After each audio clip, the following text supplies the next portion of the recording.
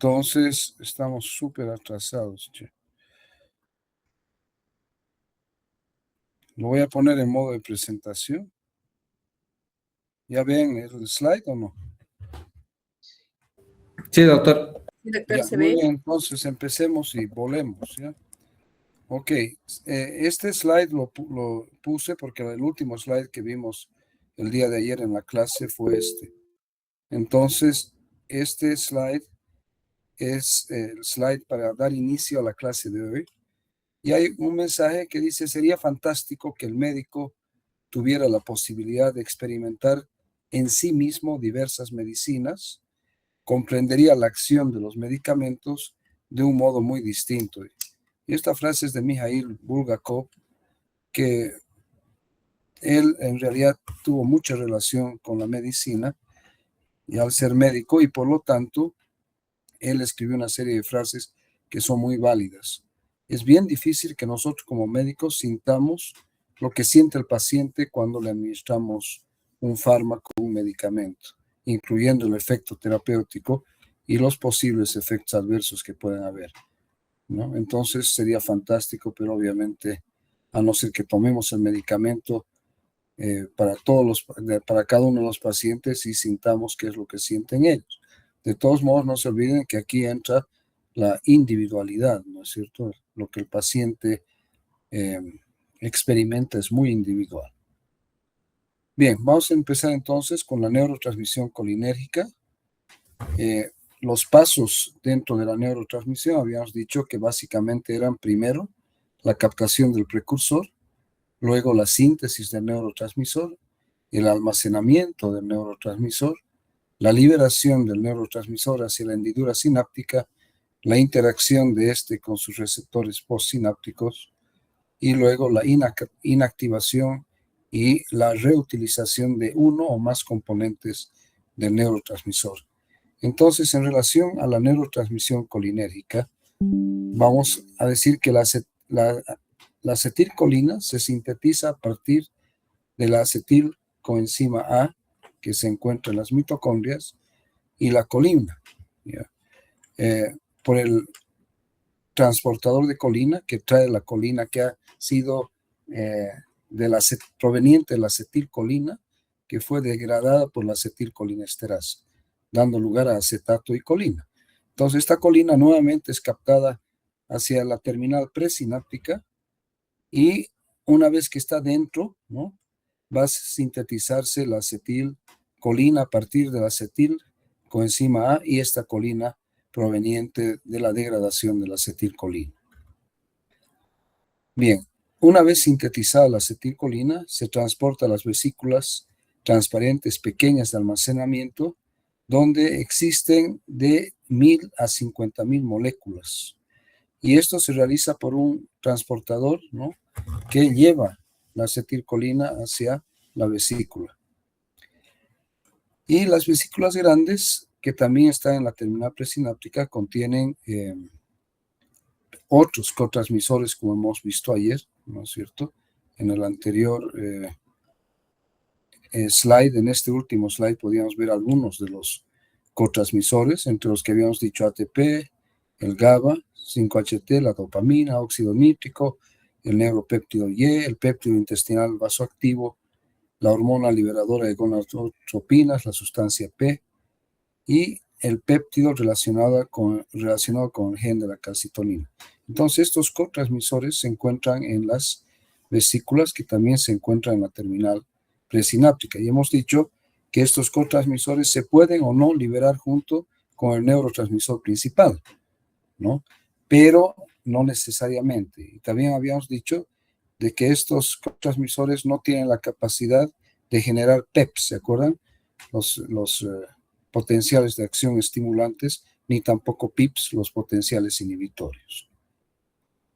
Bien, ¿cómo se realiza la liberación de la acetilcolina? Las vesículas que contienen las proteínas asociadas a la vesícula presináptica, que son la sinaptobrevina y la sinaptotagmina, concentra y alinea a las vesículas, dirigiéndolas hacia la membrana presináptica, ¿no?, y hace de que éstas se dirijan directamente para unirse con la membrana presináptica.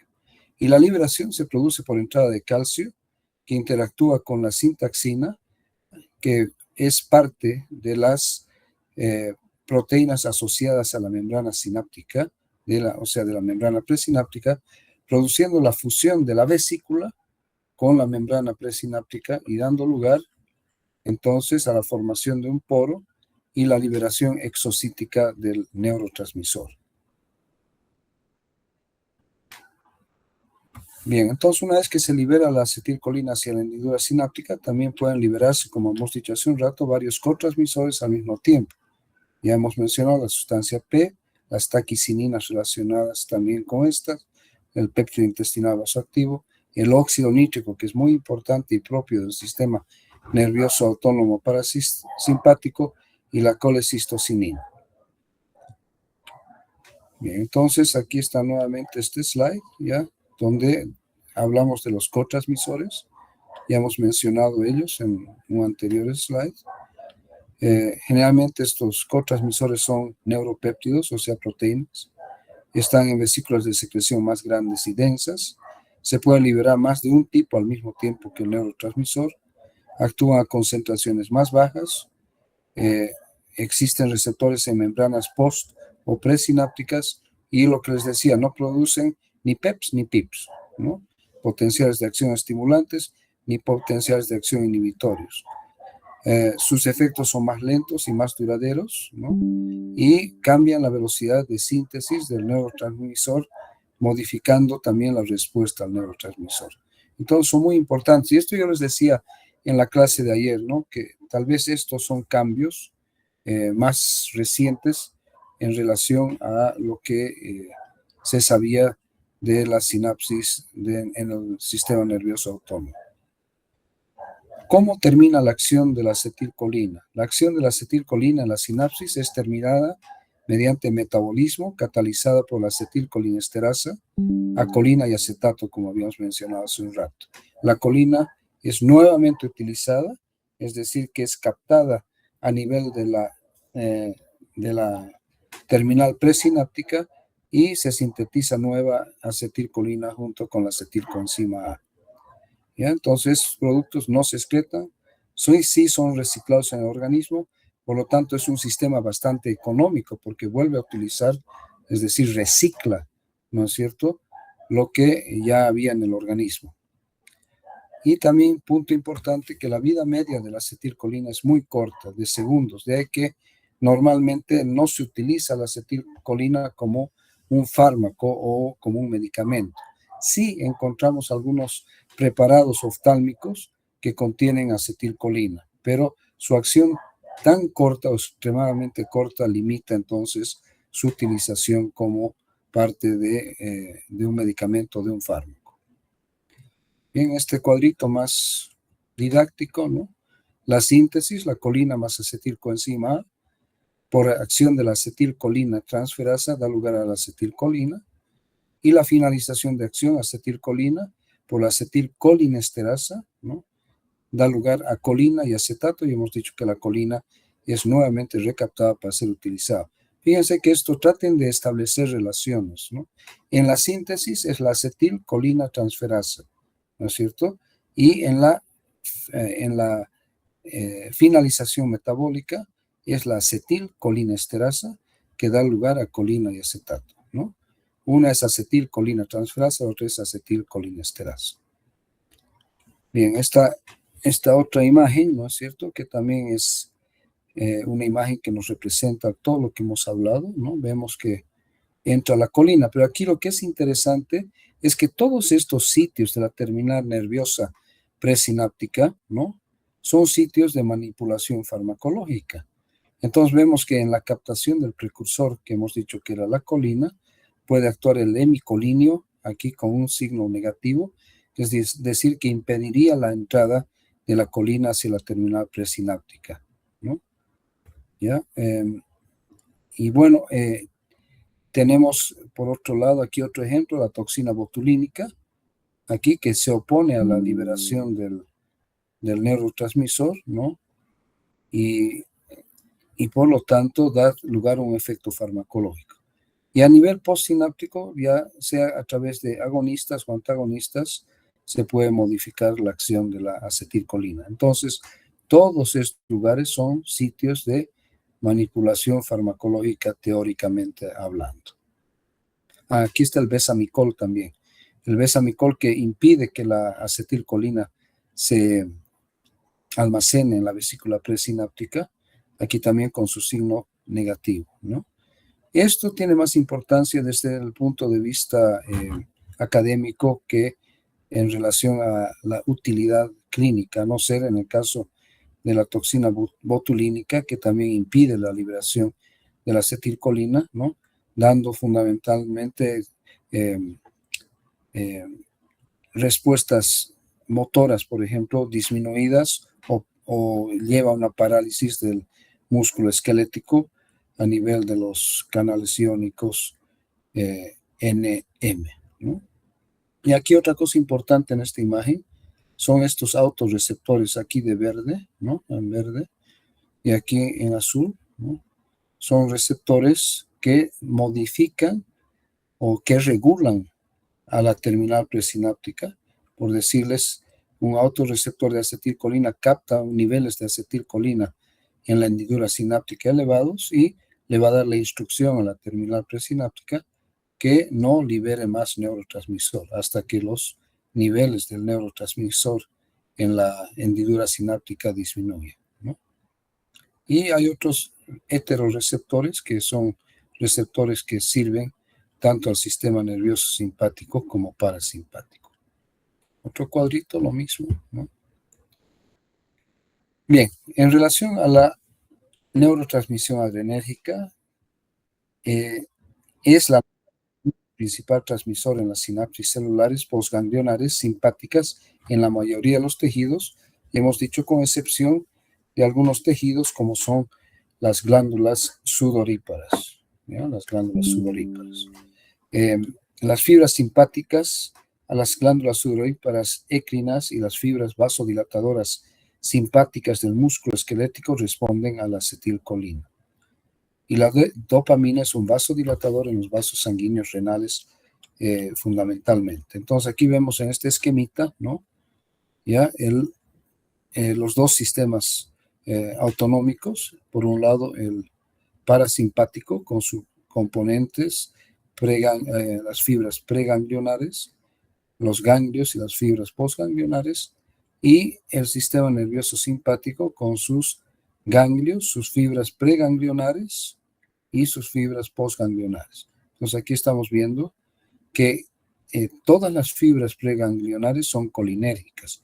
Eso ya habíamos dicho, es decir, responden a la acetilcolina. Todos los ganglios autonómicos son también colinérgicos, es decir, que responden a la acetilcolina.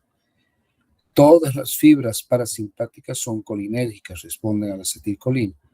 Y casi todas las fibras postganglionares simpáticas son adrenérgicas, con excepción de las glándulas sudoríparas, ¿no? Bien. Las catecolaminas son compuestos que contienen un grupo catecol, es decir, un anillo de benceno con dos grupos hidroxilo adyacentes y una cadena lateral amino. Entonces, esto hace que se conozcan como catecolaminas, ¿no es cierto? ¿Ya? Entonces, tienen el grupo catecol y tienen una cadena lateral amino. Entonces, por eso es que se denominan catecolaminas. Desde el punto de vista farmacológico, las más importantes son la noradrenalina, conocida también como norepinefrina, que es el transmisor liberado en las terminaciones nerviosas simpáticas, la adrenalina o epinefrina, que es liberada a nivel de la glándula suprarrenal, por la médula de la glándula suprarrenal, la dopamina, que es el precursor metabólico de la noradrenalina y adrenalina, y que también a su vez es un transmisor, es un neuromodulador en el sistema nervioso central, y la isoprenaline, conocida también como isoproterenol, y aquí no se confundan, por favor, isoproterenol e isoprenalina es lo mismo, es un derivado sintético de la noradrenalina no presente en el organismo, pero es una catecolamina sintética, ¿no es cierto? Entonces, ¿cuáles son catecolaminas? Solamente para recordar: noradrenalina o norepinefrina, adrenalina o epinefrina, la dopamina, la isoprenalina o isoproterenol, ¿no? Bien, entonces fíjense aquí en la parte de abajo de este cuadrito tenemos receptores alfa y beta, ¿no es cierto? La noradrenalina tiene mayor eh, eficacia que la adrenalina, y la adrenalina mayor que la isoprenalina a nivel de los receptores alfa. En cambio, en los beta, la isoprenalina tiene mayor efecto que la adrenalina, y la adrenalina tiene mayor efecto que la noradrenalina. Esto también lo vamos a ver en un rato con un poquito más de detalle. Bien, este esquema, este cuadrito esquemático nos va a mostrar que el precursor de la síntesis de la noradrenalina es la tirosina.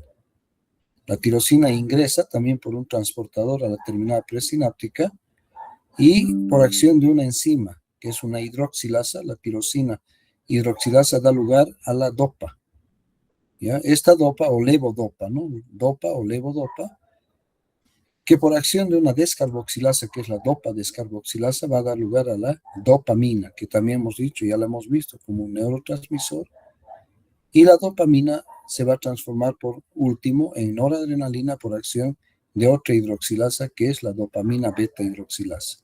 Entonces, si nosotros vemos aquí, tenemos dos hidroxilasas, al comienzo una y al terminar otra, y al medio de ambas está la dopa descarboxilasa. Entonces, la secuencia es tirosina, levodopa, levodopa, dopamina, dopamina, noradrenalina. Entonces, la noradrenalina es almacenada en las vesículas presinápticas, ¿no es cierto? Las vesículas presinápticas. Y de aquí, mediante el mismo proceso que hemos visto en el caso de la acetilcolina, ¿no? Por acción de las proteínas asociadas a la vesícula sináptica, que las alinean las vesículas y las dirigen hacia la membrana presináptica, provocando su fusión, donde va a dar lugar por otras proteínas que son las asociadas a la membrana sináptica a la formación de un poro en este lugar y la liberación de la noradrenalina hacia la hendidura sináptica, y de aquí a su unión con los receptores postsinápticos, que en el caso del sistema nervioso son los receptores alfa y los receptores beta. Aquí también vemos la presencia del receptor alfa 2, que está en este lugar, que se constituye en un autorreceptor regulador de la liberación de noradrenalina.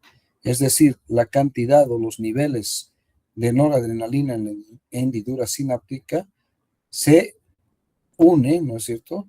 La noradrenalina se une al receptor alfa 2 presináptico, y este regula la liberación de noradrenalina.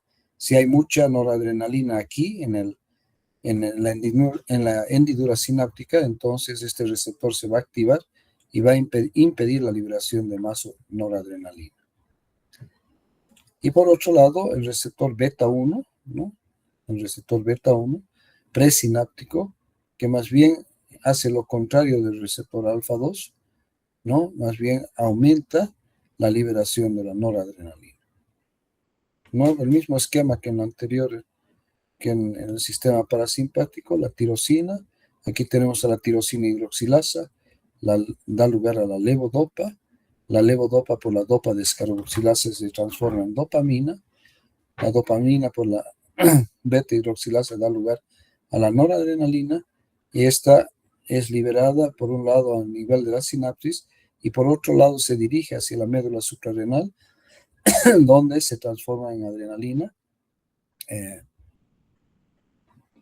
dando lugar entonces a la liberación de adrenalina, siendo que la glándula suprarrenal actúa como un ganglio autonómico simpático donde se produce y se libera la adrenalina. Esta enzima que cataliza la transformación de la noradrenalina a adrenalina es la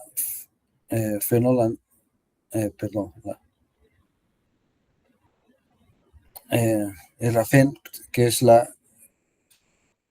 Ay, por Dios, se me ha ido el lapsus. Ahorita me acuerdo. Bien. La metiltirosina, sí. Bien, entonces ahorita se me va mi lapsus, ¿ya? ¿Cómo finaliza la acción de la noradrenalina? En este caso tiene básicamente tres mecanismos para inactivarse, que son dos recaptaciones que se denominan recaptación 1 y recaptación 2, siendo que la 2 también es conocida como difusión, y un proceso metabólico catalizado por la catecolo-metiltransferasa y por la monoaminoxidasa, es las que metabólicamente van a inactivar a la noradrenalina, ¿ya? Entonces, si ustedes se fijan, la recaptación número 1 da lugar a la inactivación de aproximadamente entre el 50 a 80% del neurotransmisor, la noradrenalina, y la difusión hacia los tejidos vecinos o hacia los tejidos circundantes, que es conocida como difusión recaptación 2, inactiva un 10 a un 20% de la noradrenalina.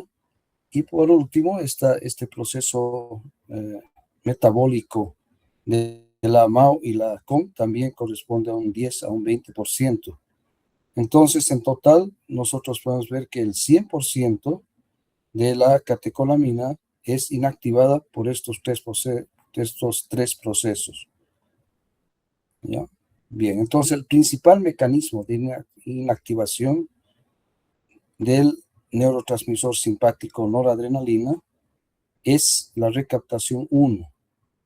Y es aquí donde actúa una sustancia muy conocida por nosotros, que es la cocaína, que impide la recaptación 1 y por lo tanto impide que el 50 al 80% del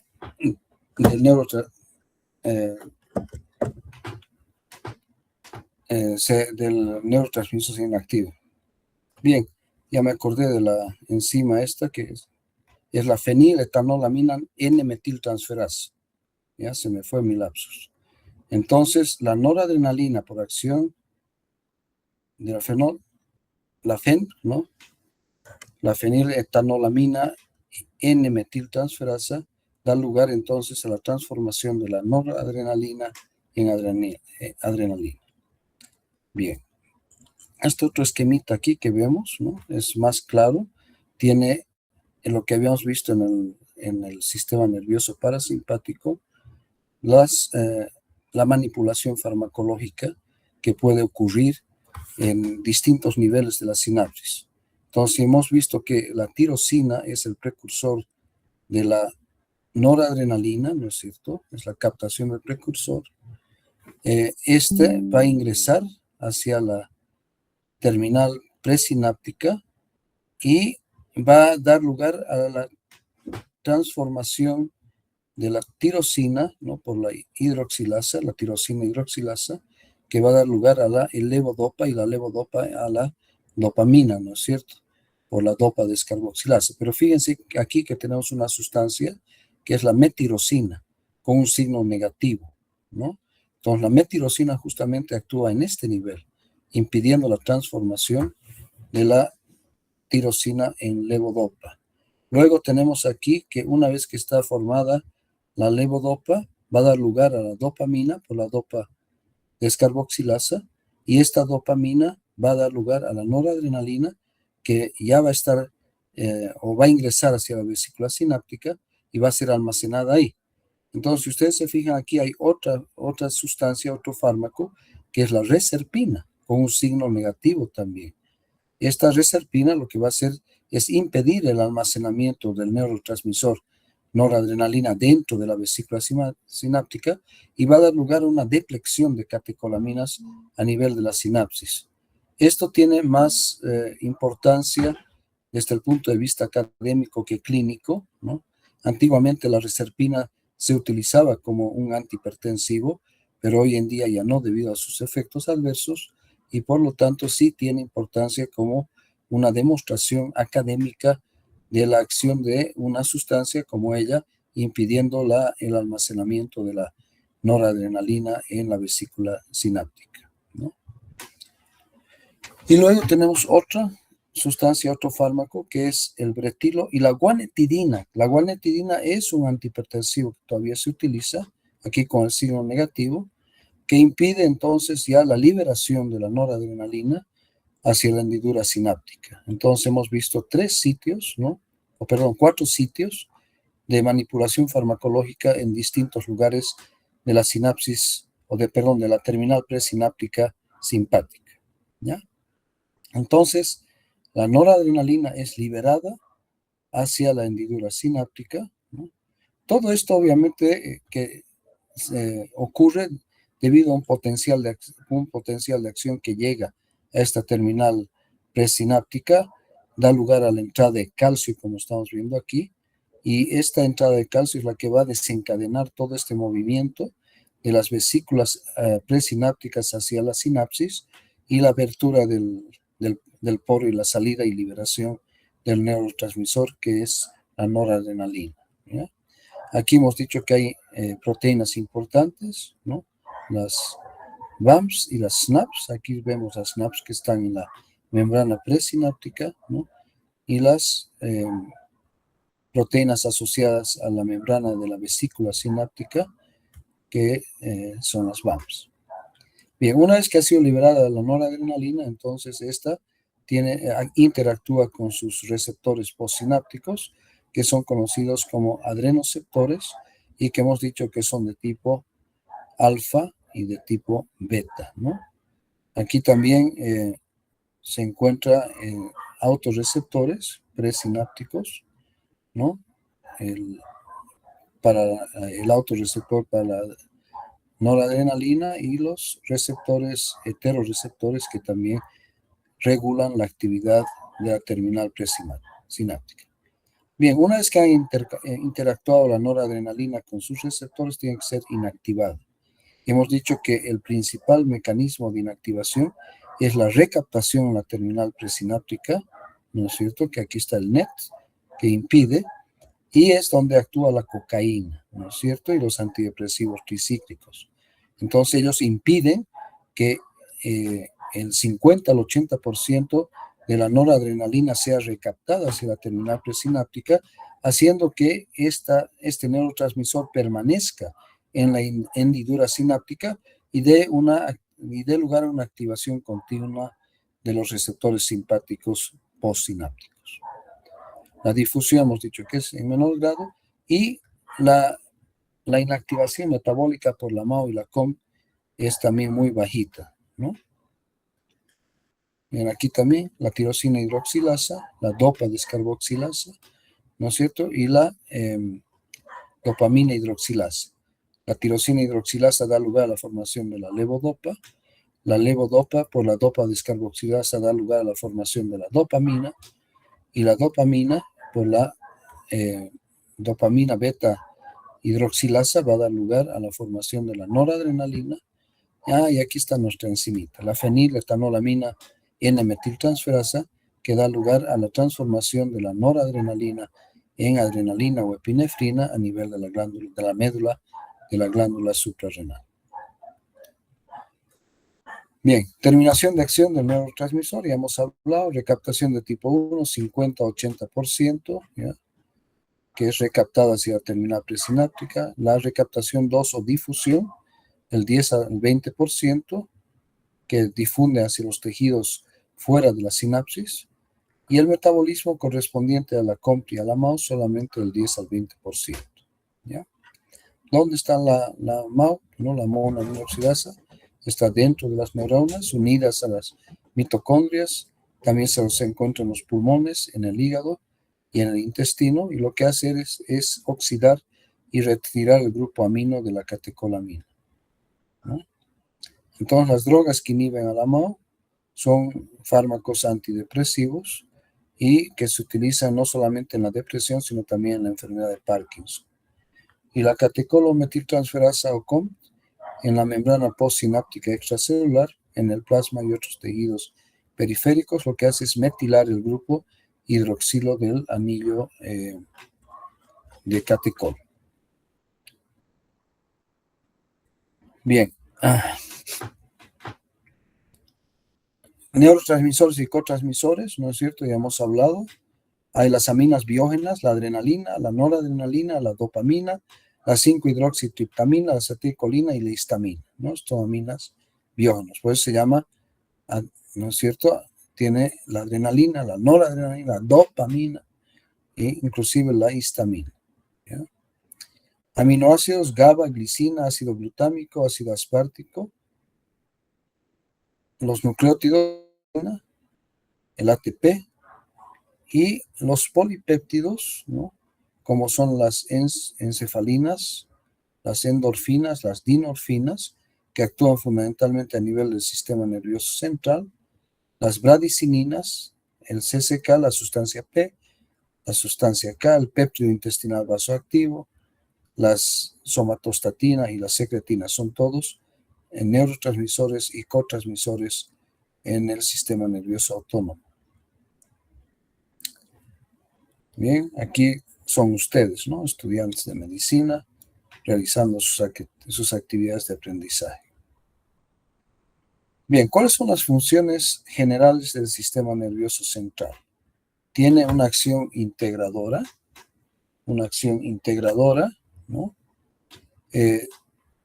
Y reguladora involuntaria de la respiración, de la circulación, de la digestión, de la temperatura corporal, del metabolismo, de la sudoración o sudación y de la secreción de algunas glándulas endocrinas, ¿no? Pero sí la regulación importante de las glándulas de secreción exócrina. Entonces, estas son las funciones que son reguladas e integradas involuntariamente por el sistema nervioso autónomo. Y en este cuadrito, que también lo habíamos visto ayer, ya habíamos hablado de la doble inervación parasimpática y simpática en los distintos segmentos corporales. Fundamentalmente habíamos dicho de la cabeza, el cuello y el tronco, ¿no es cierto? Entonces, el sistema nervioso simpático contrae la pupila y produce miosis. El sistema nervioso simpático dilata la pupila, ¿no? El sistema nervioso parasimpático estimula la salivación, porque hemos dicho que estimula la secreción glandular, ¿no es cierto? Y el sistema nervioso simpático inhibe la salivación. El sistema nervioso parasimpático a nivel cardíaco inhibe todas las actividades cardíacas, ¿no? O sea, todos los trópicos, ¿no? Inotrópico, cronotrópico, batmotrópico y dromotrópico, ¿no es cierto? Y el sistema nervioso simpático lo que va a tener es un efecto opuesto, ¿no es cierto?, a nivel cardíaco, acelerando todos los trópicos, ¿no es cierto? Todos. Aquí vemos, aquí más abajito. A nivel del aparato respiratorio, el sistema nervioso parasimpático produce broncoconstricción, o sea, contrae los bronquios y disminuye entonces la broncoconstricción en los pacientes asmáticos, ¿no? En cambio, el sistema nervioso simpático relaja los bronquios, pero yo había aclarado aquí que relaja los bronquios en los pacientes que tienen un cuadro de broncoconstricción, como en el paciente que tiene asma, ¿no es cierto? El sistema nervioso parasimpático es el sistema relacionado con la digestión, ¿no es cierto? Entonces, el parasimpático estimula la actividad digestiva, ¿no es cierto? Estimula la secreción glandular a nivel del aparato digestivo, la motricidad, es decir, la actividad motora, la contracción del músculo propulsor y la abertura de los esfínteres para promover el avance del contenido intestinal. En cambio, el sistema nervioso simpático inhibe la actividad digestiva. Y esto es muy lógico, ¿no es cierto? Hemos dicho que el sistema nervioso simpático es de lucha, de huida, de pelea, de estar atentos, ¿no es cierto? Entonces, durante esta actividad, el el sistema digestivo no debería estar activo, y eso es justamente lo que ocurre, ¿no? En la respuesta simpática se activan los músculos, se activa el cerebro, el sistema nervioso, para que la persona piense, esté atenta para reaccionar, ¿no es cierto? En cambio, el sistema nervioso parasimpático estimula la actividad digestiva y por lo tanto es opuesta a su función a nivel digestivo. El sistema parasimpático estimula la vesícula biliar, ¿no es cierto? Y el sistema nervioso simpático más bien estimula la liberación de glucosa por el hígado porque necesita glucosa, ¿no? Para las actividades que va a realizar, ¿no? De atención, lucha, huida. Bien, el sistema nervioso parasimpático a nivel de la vejiga contrae la vejiga, promueve la apertura del esfínter vesical y la salida de orina, ¿no? En cambio, el sistema nervioso simpático lo que hace es relajar la vejiga, relaja la musculatura vesical. El sistema nervioso parasimpático relaja el recto y produce entonces eliminación de heces. En cambio, el sistema nervioso simpático contrae el recto. Y a nivel renal, el sistema nervioso simpático promueve la secreción de adrenalina como respuesta simpática y norepinefrina por el riñón. ¿Ya? Entonces, eso más o menos comparativo. Este otro cuadrito también es bien didáctico. Tenemos por un lado el sistema nervioso parasimpático y por otro lado el simpático.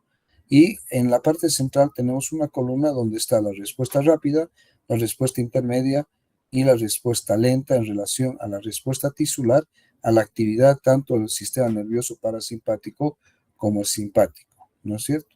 Entonces, el parasimpático va a estar más relacionada en su respuesta rápida con la actividad de la acetilcolina, en cambio el simpático con la actividad de la adenilatociclasa y el ATP, ¿no es cierto? La respuesta intermedia en el parasimpático es a través del óxido nítrico y en el simpático a través de la noradrenalina, ¿no es cierto? Y la respuesta lenta en el parasimpático está relacionada con el péptido intestinal vasoactivo y en el sistema nervioso simpático con el neuropéptido Y. ¿Ya? Entonces, esas son las respuestas y cuáles son los elementos de cada uno de los sistemas nerviosos que dan lugar ya sea a la respuesta rápida, a la respuesta intermedia o a la respuesta lenta. Bien, sistema nervioso parasimpático, estudiante de medicina, descansando, feliz, escuchando música después de haber tenido un turno o un día con mucho trabajo. Entonces, nuevamente volviendo a la neurotransmisión, hemos hablado ya de sitios de manipulación de la neurotransmisión colinérgica, ¿no? Entonces, en relación al sistema nervioso parasimpático, en la captación del precursor, que era la colina, interviene el hemicolinio. En la inhibición de la colina acetiltransferasa no hay ejemplos clínicos. En promover la liberación del transmisor de las vesículas presinápticas está la colina y el veneno de la araña viuda negra, que se conoce con el nombre de latrotoxina. ¿Ya? O sea, se libera mayor cantidad de transmisor cuando es picado uno por esta araña. Prevenir la liberación del transmisor, la toxina botulínica, ¿no es cierto?, que da lugar a una parálisis muscular, ¿no es cierto? En relación al almacenamiento, ya lo hemos visto, al besamicol, que impide el almacenamiento de la acetilcolina. En relación a la acetilcolinesterasa, la inhibición de esta se da por colinomiméticos que se conocen con el nombre de colinomiméticos de acción indirecta, donde están los alcoholes simples, y luego tenemos los carbamatos terciarios y cuaternarios, como la fisostigmina y la neostigmina, y los organofosforados insecticidas que van a inhibir también a la colinesterasa cuando el paciente se intoxica con estos. Y por último, a nivel de los receptores autonómicos, los agonistas y antagonistas de estos receptores. Entonces, todos estos sitios de manipulación farmacológica que ya los habíamos visto de cierta manera previamente, ¿no? Entonces, fíjense, aquí está nuevamente este esquemita muy, muy bonito, ¿no? Que hemos visto al besamicol, ¿se acuerdan? ¿No? Que impide el almacenamiento de la acetilcolina, ¿no? Aquí lo vemos, al besamicol, aquí está el besamicol con un signo negativo, ¿no es cierto? Lo que va a dar lugar a que la vesícula sea vacía, que no tenga el neurotransmisor, ¿no es cierto? ¿Sí? La toxina botulínica que impide la liberación de la acetilcolina de las vesículas presinápticas, ¿no es cierto? Que está aquí. ¿Ya? La toxina botulínica es muy común en el pescado en mal estado, ¿no? Y el hemicolinio que impide, ¿no es cierto?, el transportador de colina, es decir, aquel que lleva la colina producida por la degradación enzimática de la acetilcolina hacia la terminal presináptica, aquí también con signo negativo. Ya a nivel de la hendidura sináptica tenemos a los bloqueantes no despolarizantes como la tubocurarina, ¿ya? Que va a actuar a este nivel, y los bloqueantes despolarizantes como el succinilmetonio, que ya actúa a nivel de los receptores, ¿no es cierto? Y a nivel de la acetilcolinesterasa, ¿no? Los anticolinesterasas, donde hemos dicho los alcoholes simples como el hidrofonio, los carbamatos terciarios y cuaternarios como la neostigmina, fisostigmina, piridostigmina y los organofosforados. Y a nivel ya del receptor también, ¿no es cierto?, tenemos los antagonistas o agonistas. Bien, esto lo vamos a pasar porque es lo mismo que hemos estado hablando. Y ahora vamos a empezar a hablar de los receptores del sistema nervioso autónomo. Entonces, los receptores del sistema nervioso autónomo se dividen en adrenérgicos y colinérgicos. Entonces, tenemos por un lado las fibras adrenérgicas, donde el neurotransmisor es la norepinefrina y que actúa fundamentalmente sobre los receptores alfa y beta, ¿no? Alfa 1, alfa 2, beta 1, beta 2 y beta 3. El alfa 1 con sus subtipos que no tienen, digamos, importancia así como para ir a describirlos individualmente. Entonces los vamos a describir como alfa 1, alfa 2, beta 1, beta 2 y beta 3. Y a nivel del sistema nervioso parasimpático, los receptores colinérgicos, que son de dos tipos, los nicotínicos, que son los NN y los NM, y los muscarínicos, que son el M1, M2, M3, M4 y M5. Bien, entonces aquí tenemos los receptores muscarínicos. Tipo de receptor, fíjense, está en esta columna M1, M2, M3, M4 y M5. Yo he visto que algunos estudiantes de mis grupos prácticos solamente han mencionado M1, M2 y M3, ¿no? Son 5 receptores muscarínicos, ¿ya? Bien, ¿dónde se localiza el M1? Se localiza a nivel neuronal, a nivel de las terminaciones nerviosas, en el sistema nervioso central, en las células parietales gástricas, en el músculo liso y en fibras presinápticas, ¿ya? Como un autorreceptor. El receptor M2 se localiza fundamentalmente a nivel cardíaco, o sea, en el corazón, y en terminaciones nerviosas. El M3 fundamentalmente a nivel de las glándulas, en el músculo liso, en las glándulas exócrinas y algunas endócrinas y en el endotelio vascular. El M4 en las neuronas del sistema nervioso central y en las terminaciones vagales, y el M5 en el endotelio vascular, en los vasos cerebrales y en las neuronas del sistema nervioso central. Bien, de aquí ustedes ya están viendo que ya se les ha dado algunos nombres o apodos a estos receptores.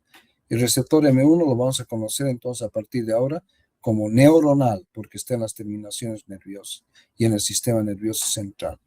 El receptor M2 lo vamos a conocer como cardíaco, porque está en el corazón, ¿no? Fundamentalmente, y en algunas terminaciones nerviosas. El M3 lo vamos a conocer como glandular, porque se encuentra en el músculo liso, pero en las glándulas exócrinas fundamentalmente, pero también en el endotelio vascular.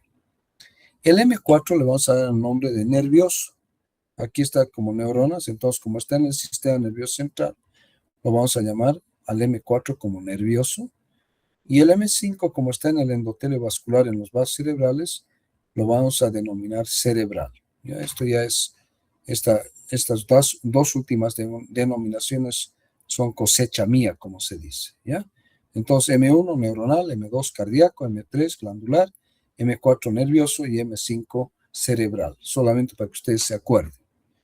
Bien, los impares M1, M3 y M5 actúan a través de proteína GQ, como pueden ver en el cuadro. Por lo tanto, producen aumento de IP3, diacilglicerol, estimulación de la fosfolipasa C, ¿no? Aumento del calcio intracelular. O sea, los tres impares, M1, M3, M5. Entonces, los impares muscarínicos M1, M3 y M5 son proteína GQ. Y los pares, el 2 y el 4, son proteína GI, disminuye el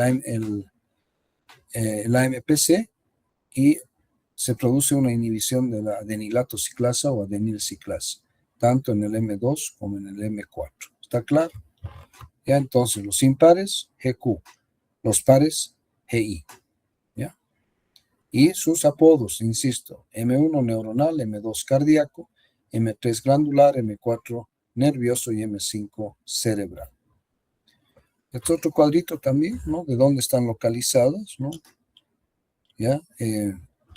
Pero aquí aumentamos, aparte de los receptores M1 hasta M5, ya entramos a ver el receptor nicotínico NN, que es ganglionar, y el receptor nicotínico NM, que es muscular.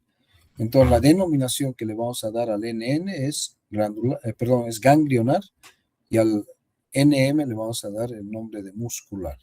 ¿Ya? Entonces, los receptores NN están en todas las neuronas postganglionares, en algunas terminales presinápticas colinérgicas y son parte fundamental, ¿no?, de la cadena ganglionar, tanto del sistema nervioso parasimpático como del sistema nervioso simpático. Y el nicotínico NM está en las terminales musculoesqueléticas, neuromusculares, ¿ya? Por eso que lo llamamos muscular.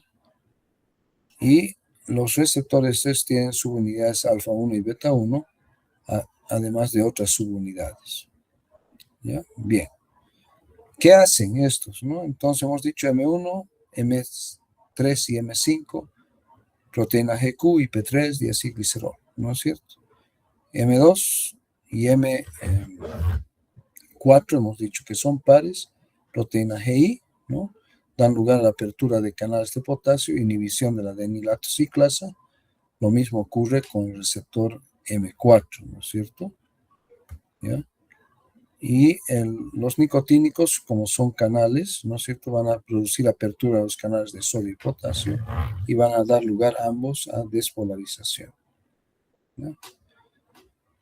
Bien, este otro cuadrito también bastante didáctico. Entonces vemos receptor tipo nicotínico, receptor de tipo muscarínico, su localización, nicotínico en el ganglio autónomo y en la unión neuromuscular, y también a nivel de los baro y quimioreceptores. Todos ellos funcionan en base a la acetilcolina y son bloqueados, ¿no?, a nivel ganglionar por el hemicolinio, el trimetafán y el pentolinio.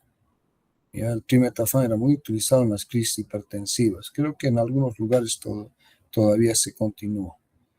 Y en la unión neuromuscular, hemos dicho la acetilcolina, y bloqueado por la galamina y la tubocurarina, que da lugar a parálisis muscular. Y a nivel de los baro y quimioreceptores, el hexametonio y el pentolinio. Más que todo, de todos estos, con excepción tal vez de la tubocurarina y eso, tienen más interés desde el punto de vista académico, ¿no? ¿Ya?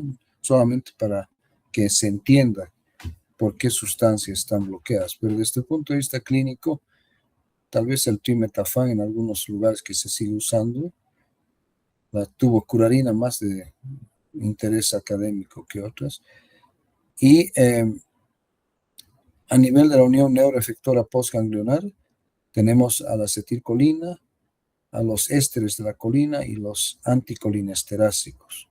Ya es activado por los anticolinesterácicos, como hemos dicho, la acetilcolina, la metacolina, el carbacol, el beta-nicol, son todos colinomiméticos de acción directa, ¿ya? Pero los anticolinesterasas, que son hemos dicho, los alcoholes simples como el hidrofonio, los carbamatos terciarios y cuaternarios, donde está la piridostigmina, la fisostigmina y la neostigmina, y también los insecticidas. Todos estos son bloqueados por la atropina, ¿ya? La atropina es un anticolinérico, es decir, se opone al sistema nervioso parasimpático colinérico. Bien, entonces aquí vamos a solamente ver los receptores rapidito. Todos los receptores que están relacionados a la proteína G, hemos dicho que se los conoce con el nombre de metabotróficos, ¿no? Aquí estamos viendo, tipo metabotrófico, ¿ya? Receptor M1 le hemos dado el nombre de neuronal, ¿no es cierto? Actúa a través de la proteína G, Q, ¿no es cierto? Aumenta el IP3, el diacilglicerol, el calcio y la proteína quinasa C. Entonces, su segundo mensajero es el IP3, que es el adenosintrifosfato, y el diacilglicerol, y su efector secundario, el calcio y la proteína quinasa C. En el caso del receptor M2, también es metabotrófico, le hemos dado el nombre de cardíaco, ¿ya?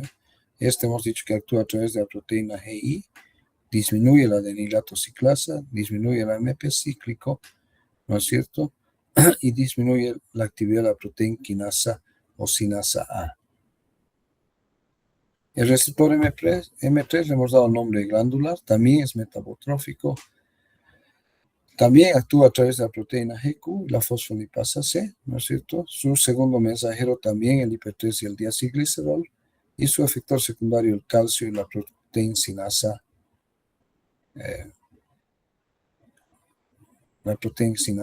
C. Bien, los receptores NN, NM y NN.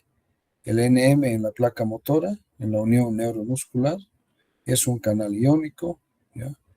Produce la activación del canal de sodio-potasio y lleva a despolarización de las células musculares, dando lugar entonces a la contracción. Y los NN, ¿no es cierto?, ganglionares, les hemos dado, hemos dicho que es muscular el NM, y el NN ganglionar está en los ganglios del sistema nervioso autónomo, al igual que el anterior es también un canal iónico. Bien, entonces aquí está el cuadrito de estos receptores. Estos ya no son receptores metabotróficos, son receptores ionotróficos, tanto el NM como el NN, ¿ya? Y el receptor NM lo vamos a denominar neuromuscular, o si quieren placa motora, el nombre, ¿ya? Neuromuscular o placa motora, ¿ya? Entonces, estos canales iónicos van a dar lugar a un efecto de despolarización, ¿no es cierto? Están aquí este es el canal iónico en este lado, en esquemita. Y el NN, ¿no es cierto?, también es ionotrófico. Su nombre es ganglionar porque está a nivel de todos los ganglios. Igualito que el anterior, lleva a una despolarización. Y también en ambos, fíjense, me estaba olvidando mencionar, es la acetilcolina su neurotransmisor. Bien, en este otro cuadro podemos ver entonces la localización de los receptores tipo muscarínicos, ¿no es cierto? Entonces vemos que está a nivel de los músculos lisos, a nivel del corazón, a nivel de las glándulas exócrinas, en el hígado y en los órganos sexuales, ¿no? ¿Ya? A nivel del ojo, por el músculo circular o esfínter del iris, va a dar lugar a contracción, o sea, miosis, un signo de intoxicación por un colinomimético, por ejemplo, de acción indirecta como un órgano fosforado, es la miosis. Y a nivel del músculo ciliar van a provocar contracción para la visión cercana. A nivel de los músculos lisos, a nivel de las arteriolas, relajación y vasodilatación. A nivel del músculo liso bronquial, broncoconstricción, o sea, estimulación de la contracción. A nivel del aparato intestinal, gastrointestinal, incremento de la contracción de las fibras propulsoras del aparato digestivo y relajación de los esfínteres. A nivel de la vejiga urinaria, contracción y relajación también de los esfínteres, ¿no? Esto a nivel de la vejiga. A nivel de los uréteres va a haber contracción, van a estimular las contracciones ureterales. A nivel de la vesícula biliar, estimulación de la secreción y de la contracción de la vesícula biliar, ¿no? A nivel del corazón, todo es disminución, fíjense, todo, ¿no es cierto? A nivel cardíaco, disminución de la velocidad de conducción, alargamiento del periodo refractario, disminución de la frecuencia cardíaca y disminución de la fuerza de contracción. Todas las glándulas, fíjense, todas estas glándulas, bronquiales, gástricas, intestinales, salivales, pancreáticas, nasofaríngeas, sudoríparas y lagrimales están incrementadas, o sea, incrementan la secreción glandular. En los órganos sexuales, sexo masculino, hemos dicho que provoca el parasimpático erección, ¿no? Ingurgitación, y el sistema nervioso simpático eyaculación. Ahora, fíjense que todos, con excepción de los órganos sexuales, tienen como único antagonista la atropina. La atropina bloquea todos estos receptores. O sea, la atropina bloquea fundamentalmente a los receptores muscarínicos, ¿ya? No tiene selectividad por ellos, es decir, que bloquea a M1, M2, M3, M4 y M5 por igual. Ya este otro cuadrito también, ya hemos visto esto, ¿no? ¿Qué es lo que hacen? Esto tal vez es lo importante, ¿no? Ya hemos visto qué hacen a nivel celular, ¿no? Entonces, el receptor M1, ¿qué produce como respuesta funcional?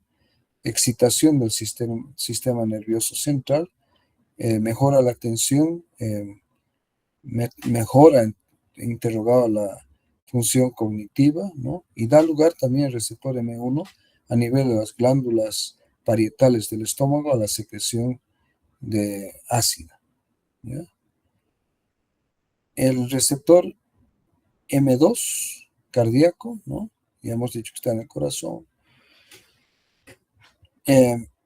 Hemos dicho que actúa a través de la proteína GI, ¿no? Entonces produce inhibición cardíaca, inhibición neuronal, ¿no? Y tiene efectos muscarínicos a nivel central y puede dar lugar a temblores y también a hipotermia, ¿ya? El M3, ya hemos dicho que está más en las glándulas exócrinas, gástricas, parietales, gástricas, salivales, músculo liso del tubo digestivo, ojos, en el aparato respiratorio, en la vejiga, en los vasos sanguíneos y el endotelio.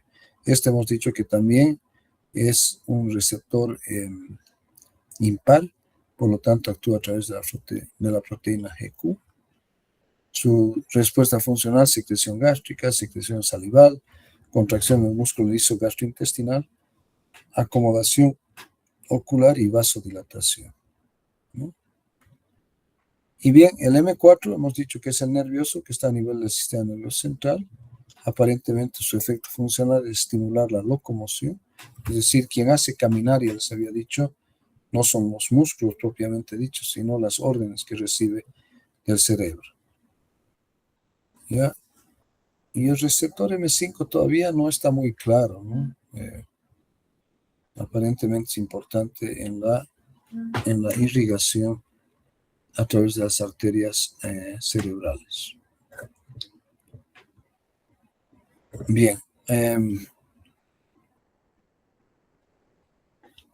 Bien, ¿cuáles son los agonistas del M1? La aceticolina, carbacol, betanicol, la metacolina, también la oxotremorina y la pilocarpina. Y los antagonistas selectivos vendrían a ser la atropina, ya lo hemos visto, ¿no? La dicloverina, la tolteridona, la oxibutina y eripratropio. Algunos de estos, ¿ya? Obviamente la atropina, la oxibutina, la tolterodina y eripratropio tienen importancia desde el punto de vista clínico, como los vamos a ver después. Y a nivel de los receptores M1, también en relación a la secreción gástrica, dos fármacos, la pirenzepina y la telenzepina, ¿ya? Que actúan a nivel de la secreción gástrica, o sea, antagonizando la secreción gástrica, que tienen más importancia desde el punto de vista académico hoy en día que en relación a tener importancia en el aspecto clínico. ¿Ya? Bien. Entonces, ¿cómo se clasifican los agonistas de los colinoceptores? ¿Ya? Se clasifican en estimulantes, ¿ya? De los colinoceptores que tienen efectos sobre los nervios, sobre el corazón y el músculo liso y sobre las glándulas y el endotelio vascular. ¿Ya? Dentro de los fármacos de acción directa tenemos los alcaloides y los ésteres de la colina. Ya hemos dicho acetilcolina, metacolina, carbacol, betanecol, ¿ya? Básicamente. ¿Ya? Y estos son directos a nivel, es decir, que actúan directamente sobre los receptores muscarínicos, y algunos de ellos, como el carbacol, que también actúa sobre los receptores nicotínicos.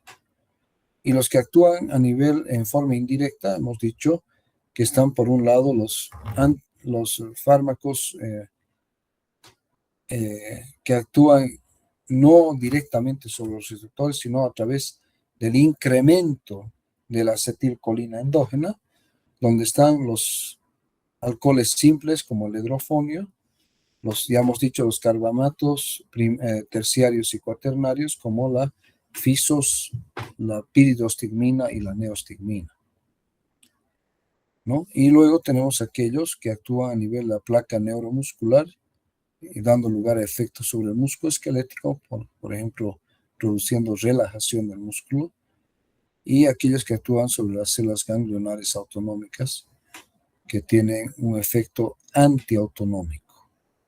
Bien.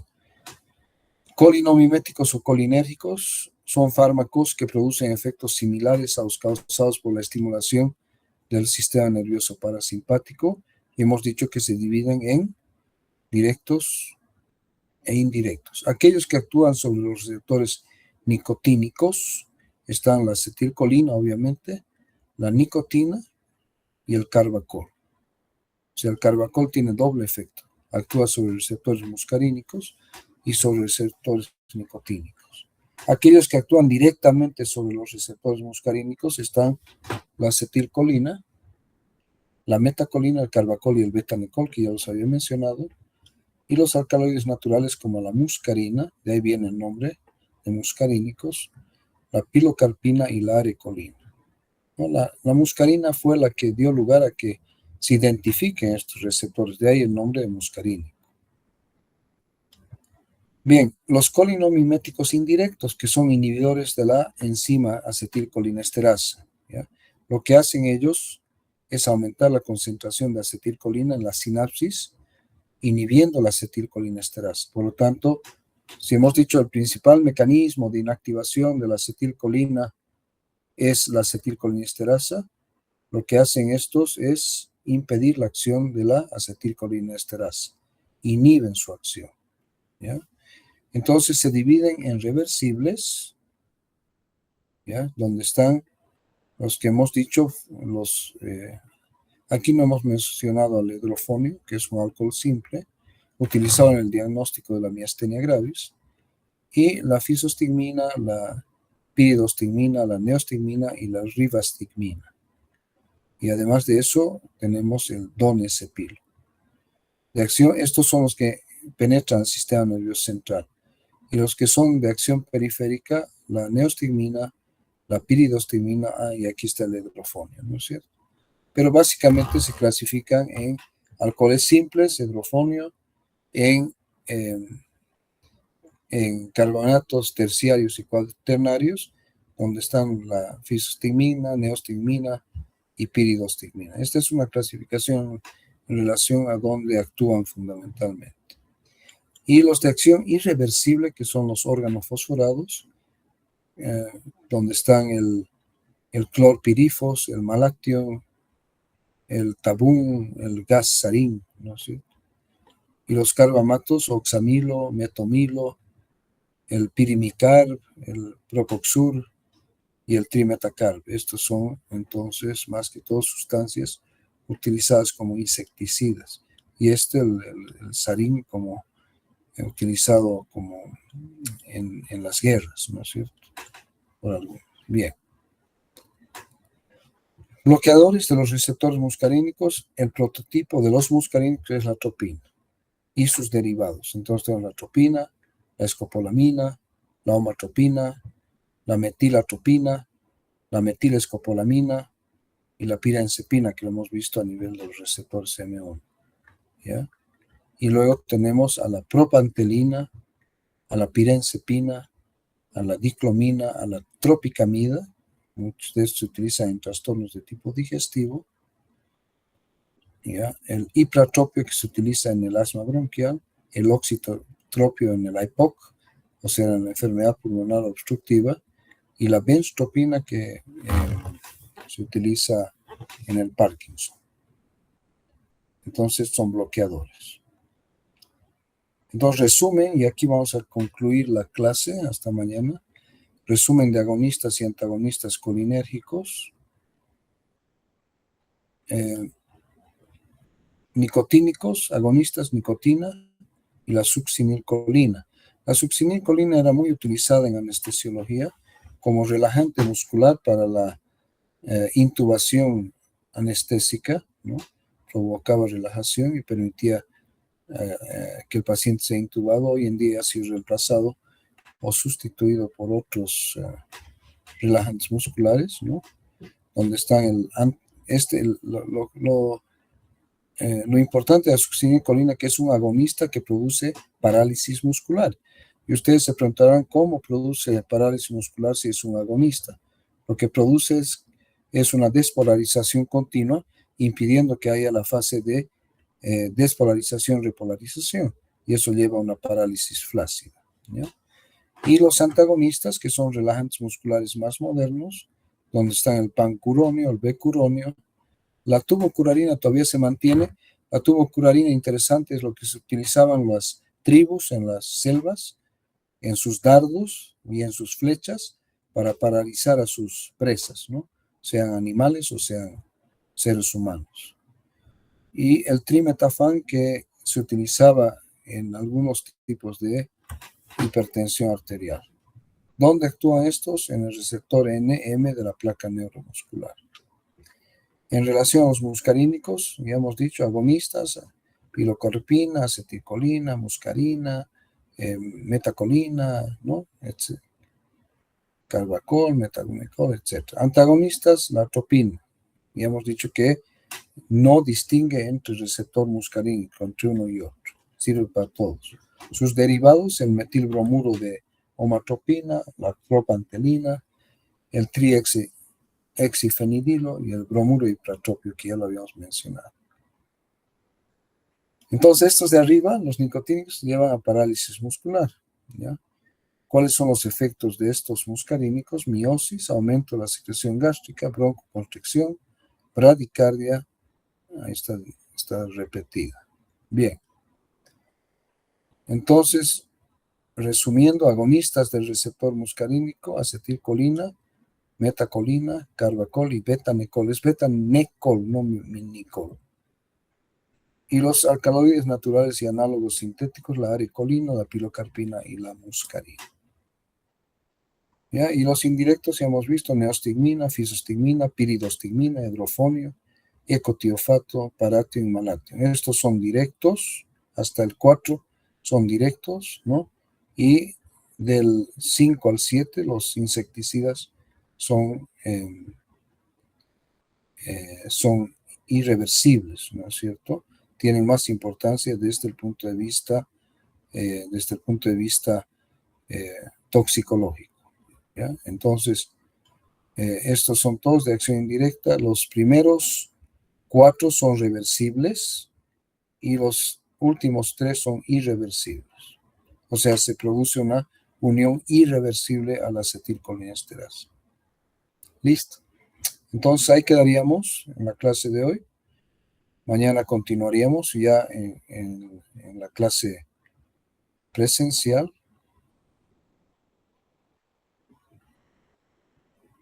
No sé si hay alguna pregunta o si todo ha quedado claro. ¿Tienen alguna pregunta?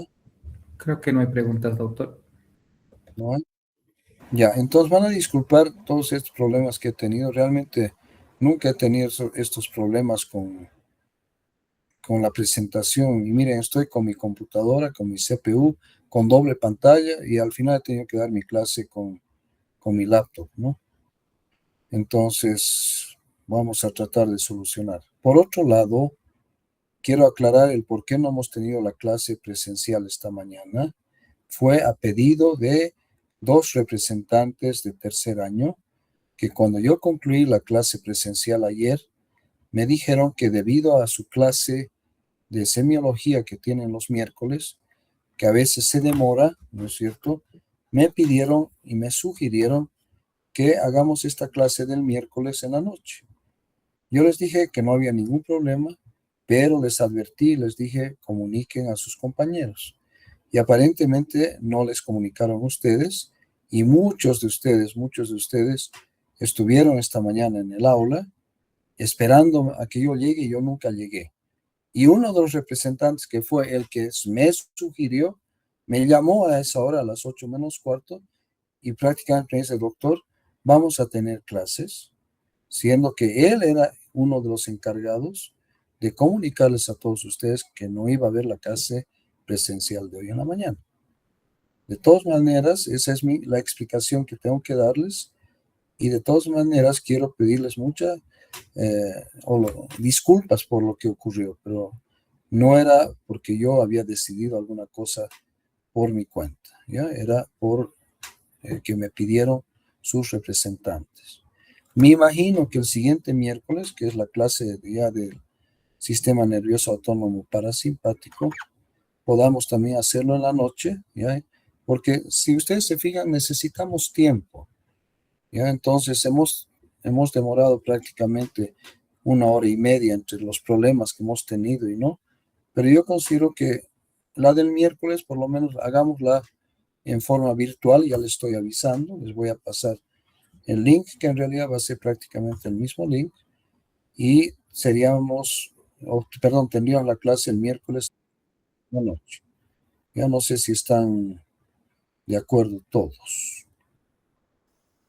Sí, doctor. Ya. Sí, doctor, está bien. En eso quedamos, papucha, porque es horrible levantarse tempranito y llegar y que no haya clases, ¿no es cierto? Es algo que realmente a mí me haría enojar, la verdad es esa. Bueno, entonces mañana nos vemos tempranito, concluimos la clase esta semana y ya la siguiente semana terminamos con lo que me corresponde en este ciclo, ¿ya? Muchas gracias, buenas noches, nos vemos mañana. También, doctor. Gracias. Buenas noches, doctor. Buenas noches, doctor. Gracias.